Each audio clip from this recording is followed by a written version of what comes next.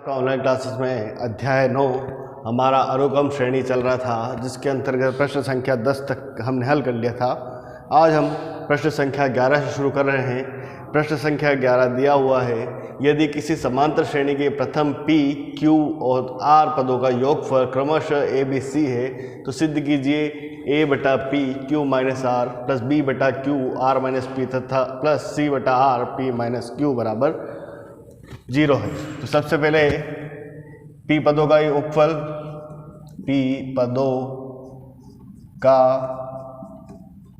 योगफल बराबर क्या आ जाएगा, P बटा 2 2A plus P minus 1 D बराबर किसके बराबर दे रखा है, A के बराबर दे रखा है। ठीक है। Q पदों का योगफल, Q पदों का योगफल, या फिर इसको हम किस प्रकार से लिख सकते हैं, 2A plus P minus 1 D बराबर इधर क्या हो जाएगा हमारा 2A बटा P, समीकरण नंबर 1 दे देते हैं। Q पदों का योगफल बराबर Q बटा 2 2A plus Q minus 1 D बराबर किसके है, B के। तो इसको हम क्या लिख सकते हैं, 2A plus Q minus 1 D बराबर 2B अपॉन Q। ठीक है, ये लिख दिया। इसी प्रकार R पदों का योगफल, R पदों का योगफल क्या हो जाएगा हमारे पास, R बटा 2 2A plus R minus 1 D बराबर कितना हो जाएगा, C। समीकरण नंबर 3, और ये है समीकरण नंबर, इसको समीकरण नंबर 3 को हम इस प्रकार से लिख सकते हैं, 2A R माइनस 1 D बराबर 2C अपॉन R। ठीक है। अब इसको हमें हल करना है, तो हल किस प्रकार से करेंगे, अब इधर देखें, A अपॉन P, या तो अपन इसको A अपॉन P लिख दें या 2A अपॉन P लिख दें। इसको किससे गुणा करना है, Q माइनस R से, इसको R माइनस P से, इसको P माइनस Q से। तो यहाँ पे लिख दें हम समीकरण 1 को Q माइनस R, 2 को R माइनस P तथा 3 को P माइनस Q से गुणा करके जोड़ने पर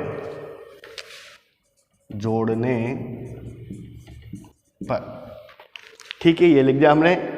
अब हमें इसमें क्या करना है, सभी को इससे गुणा करना है और फिर जोड़ना है। अब यहाँ पर हम क्या करें, समीकरण 1 को, तो इधर क्या हो जाएगा, 2A plus P minus 1 D, और इधर क्या हो जाएगा, Q माइनस R प्लस, दूसरा पद क्या था, दूसरा पद है हमारा 2A plus Q minus 1 D, और इधर क्या हो जाएगा, R minus P plus 2A plus R minus 1 D, और इधर क्या हो जाएगा हमारा P माइनस Q।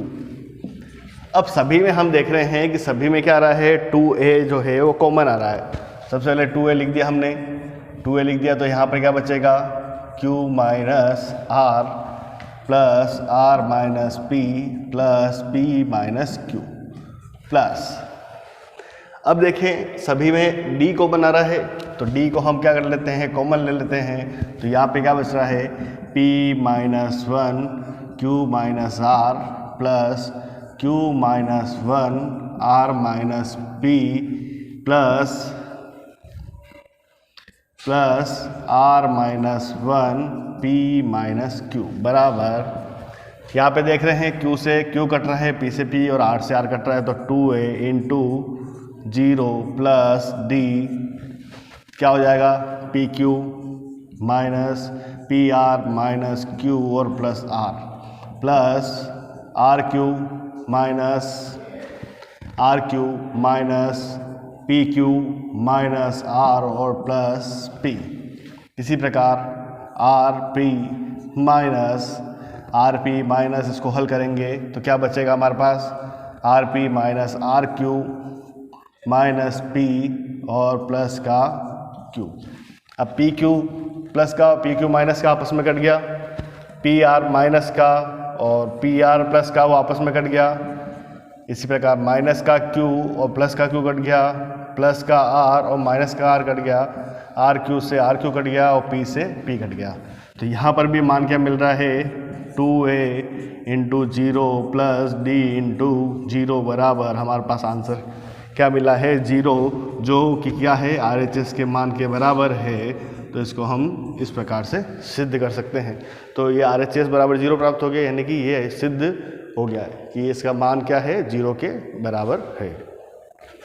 अगला प्रश्न दे रखा है, किसी समांतर श्रेणी के n पदों का योगफल 3n² प्लस 5n तथा इसका mवां पद 164 है, तो m का मान हमें ज्ञात करना है। तो सबसे पहले हम देखें कि n पदों का योगफल दे रखा है, तो इसमें दो पद हम निकाल सकते हैं।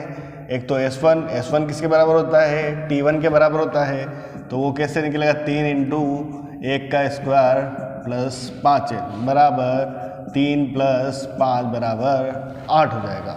इसी प्रकार से अगर s2 निकालते हैं तो 3 इंटू 2 का स्क्वायर प्लस 5 इंटू 2 बराबर कितना हो जाएगा, 3 इंटू 4 12 प्लस 10 कितना हो जाएगा हमारे पास 22। अब हमें T2 निकालना है। T2 हम कैसे निकालते हैं, S2 को हम T2 के बराबर नहीं मान सकते थे। T2 निकालना है तो S2 माइनस S1 करना पड़ेगा। तो T2 बराबर S2 माइनस S1 बराबर 22 माइनस 8 बराबर कितना हो गया 14। तो पहला मान किसके बराबर होता है, A के बराबर होता है। तो A का मान तो हमें ज्ञात हो गया, A बराबर कितना मिला है हमें 8 और D बराबर कितना मिला है 14। अब हमें क्या ज्ञात करना है, m पद ज्ञात करना है, जो हमको कितना दे रखा है 64 के बराबर दे रखा है। तो m पद बराबर 164 और m पद को हम किस प्रकार से लिख सकते हैं, बराबर a प्लस m माइनस 1 और d। 164 बराबर a का मान 8 प्लस m माइनस 1 और d का मान कितना है 14 बराबर 164 माइनस 8 बराबर m माइनस 1 और d का मान कितना है 14। अब इसको देखें, हल करना है। तो हल करने के लिए क्या करें, 164 में से 8 गए तो कितने बचेंगे हमारे पास 156 बटा 14 बराबर m माइनस 1 हो जाएगा। तो m माइनस 1 बराबर 14 8 56 हो जाएगा। और फिर कितना बचेगा हमारे पास, m बराबर 8 प्लस 1 बराबर m का मान कितना मिलेगा हमें 9 प्राप्त हो जाएगा। m का मान कितना मिलेगा हमें यहाँ पर 9 प्राप्त हो जाएगा। सॉरी एक बार देख लेते हैं। सारवंतर हमारा क्या था 6 था, सारवंतर 6 था। 14 माइनस 8 करे थे तो 6। तो हमारे पास m का मान क्या प्राप्त हो जाएगा 156, m माइनस 1 बराबर 156 बटा 6। तो m माइनस 1 बराबर 6 दूनी 12 3 15 6 से 36। तो m बराबर कितना मिल जाएगा, m बराबर 26 प्लस 1 बराबर कितना मिल जाएगा हमें 27। तो m का मान हमें ज्ञात करना था, तो m का मान हमें क्या प्राप्त हो गया है 27 प्राप्त हो गया है। अगला प्रश्न दे रखा है, प्रश्न संख्या 14, 8 और 26 के बीच ऐसी 5 संख्या डालिए ताकि प्राप्त अनुक्रम समांतर श्रेणी हो जाए। तो सबसे पहले 8 हमें संख्या डालनी है, तो उसको क्या मान लेते हैं A1 A2 A3 A4 और A5 और लास्ट अंक दे रखा है हमें 26। तो सबसे पहले प्रथम पद दे रखा है, A का मान दे रखा है 8 और अंतिम पद यानी कि AN दे रखा है हमें 26। तो हमें सबसे पहले क्या ज्ञात करने पड़ेगा, ए और डी का मान हमें ज्ञात करना पड़ेगा। तो हमारे पास सूत्र है n बराबर a plus n minus 1 D. n का मान 26, a का मान 8 प्लस n माइनस 1 और डी का मान क्या हो जाएगा, n का 8 पद है इसलिए क्या हो जाएगा 7 माइनस 1 डी, क्योंकि 1 2 तो ये संख्या और 5 ये संख्या नहीं, 7 पद हो रहे हैं तो 7 माइनस 1 डी।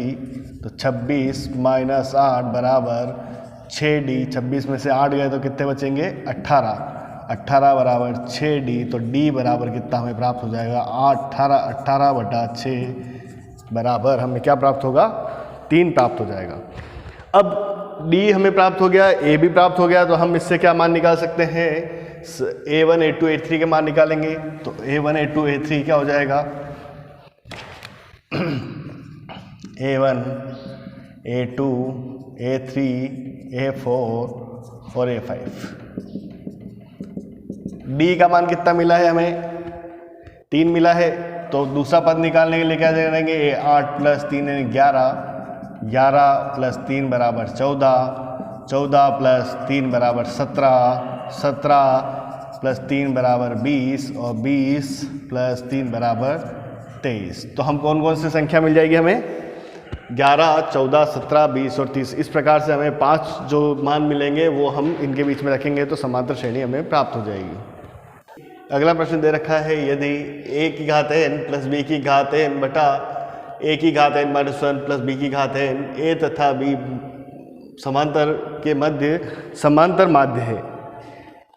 समांतर माध्य है तो हमें n का मान ज्ञात करना है। सबसे पहले समांतर माध्य का सूत्र होता है a की घात n प्लस b की घात n बटा ये हमें दे रखा है प्लस b n माइनस 1 बराबर समांतर माध्य क्या होता है a प्लस b बटा 2 बराबर 2 a की घात n प्लस 2 b की घात n बराबर a की घात n और ये कट जाएगा तो आपस में क्या बचेगा हमारे पास a की घात n माइनस 1 इंटू a की घात a बचेगा प्लस a का वापस b की घात n से तो a b की घात n माइनस 1 प्लस फिर b का हम गुणा करें तो b a की घात n minus 1 plus b n minus 1 और b। ठीक है, इसको हम सरल कर सकते हैं 2 की घात 2 a की घात n प्लस 2 b की घात n। यहाँ पे क्या हो जाएगा माइनस और 1 कट जाएंगे तो a की घात n प्लस a b की घात n minus 1 plus b a की घात n माइनस 1 प्लस b की घात n। अब a की घात n और b की घात n को इधर ले आएंगे 2 में से 1 कम हो जाएगा तो a की घात n प्लस b की घात n बराबर a b की घात n minus 1 plus b a की घात n माइनस 1 हो जाएगा। ठीक है, अब क्या करें a b की घात n माइनस 1 को इधर ले लें a की घात n माइनस a b की घात n माइनस 1 बराबर b a की घात n माइनस 1 माइनस b की घात n। अब देखें हम यहाँ पर दोनों में से क्या कॉमन आ रहा है a कॉमन आ रहा है, a कॉमन ले लेते हैं तो यहाँ पर a नहीं है तो यहाँ पर क्या हो जाएगा a की घात n माइनस 1 माइनस b की घात n माइनस 1 बराबर अब यहाँ पर क्या कॉमन ले लें b ले लें क्या हो जाएगा a की घात n माइनस 1 माइनस b की घात n माइनस 1। ठीक है, अब इसको पक्षांतर कर लेते हैं। पक्षांतर करने पर हमें क्या प्राप्त होगा वो देखते हैं। पक्षांतर कर लेते हैं तो क्या मिलेगा a की घात n माइनस 1 माइनस b की घात n minus 1 minus b a की घात n माइनस 1 माइनस b की घात n माइनस 1 बराबर 0। दोनों में से क्या कॉमन आ रहा है a की घात n minus 1 minus n minus 1 और a माइनस b बराबर 0। तो 2 मान हमें मिलेंगे, एक तो मिलेगा हमें a बराबर b मिल जाएगा और दूसरे से हम सिद्ध करेंगे तो a n minus 1 minus b n minus 1 बराबर 0। तो इसको हम किस प्रकार से उसको पक्षांतर कर लें a की घात n माइनस 1 बराबर b की घात n माइनस 1। अब क्या कर सकते हैं इसमें अपोन में ले लें a b की घात दोनों की घात n-1 है वो 0 के बराबर, और 1 के बराबर हो गया। और 1 को हम किस प्रकार से लिख सकते हैं, ab की घात n-1 बराबर ab की घात 0, क्योंकि किसी भी संख्या की घात अगर 0 होती है तो उसका मान क्या आता है, 1 के बराबर आता है। तो ये दोनों आधार समान है तो घातें भी क्या हो जाएगी, इसकी समान हो जाएगी। तो n-1 बराबर 0, तो n बराबर हमें क्या प्राप्त हो जाएगा, हल n बराबर क्या प्राप्त हो जाएगा, n बराबर 1 प्राप्त हो जाएगा। अब ग्रह कार्य के लिए आपको एक प्रश्न दे रहा है, प्रश्न संख्या 17। एक व्यक्ति ऋण का भुगतान 100 रुपये की प्रथम किस्त से शुरू करता है। यदि वह प्रत्येक किस्त में 5 रुपये प्रति माह बढ़ाता है तो 30वीं किस्त की राशि क्या होगी। तो पहला मान दे रखा है मैं 100, और हर महीने 5-5 रुपये बढ़ाता है, यानी दूसरे महीने में कितना हो जाएगा, 105 हो जाएगा, तीसरे महीने में 110 हो जाएगा। तो समांतर श्रेणी बन जाएगी। और हमें 30वीं किस्त निकालनी, यानी कि n का मान कितना दे रखा है, 3, और d का मान हमें मिल गया है 5। तो इससे सूत्र का उपयोग करके हमें 30वीं किस्त की राशि हम पता कर लेंगे। तो इस प्रकार से इस प्रश्न को हल कर लेंगे। और अगर भी किसी भी प्रश्न में कोई भी आपको परेशानी आती है तो आप पूछ सकते हैं। Thank you very much.